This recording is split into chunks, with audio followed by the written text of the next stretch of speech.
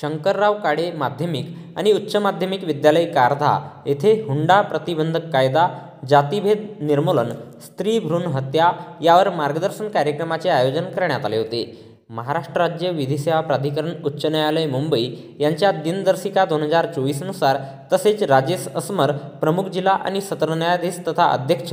जिल्हा विधी सेवा प्राधिकरण भंडारा यांच्या मार्गदर्शनानुसार जिल्हा विधी सेवा प्राधिकरण भंडारा आणि शंकरराव काळे माध्यमिक आणि उच्च माध्यमिक विद्यालय कारधा यांच्या संयुक्त विद्यमाने हुंडा प्रतिबंधक कायदा, जातीभेद निर्मूलन, स्त्री भ्रूण हत्या आणि इतर प्रचलित सामाजिक दुष्कृत्य, कौटुंबिक कायदे अशा विविध विषयांवर मार्गदर्शन कार्यक्रमाचे आयोजन शंकरराव काळे माध्यमिक आणि उच्च माध्यमिक विद्यालय कारधा येथे दिनांक 20 डिसेंबर 2024 रोजी दुपारी 2 वाजता दरम्यान करण्यात आले होते. यावेळी बिजू गवारे, सचिव, जिल्हा विधी सेवा प्राधिकरण भंडारा यांनी उपस्थित विद्यार्थ्यांना मार्गदर्शन केले.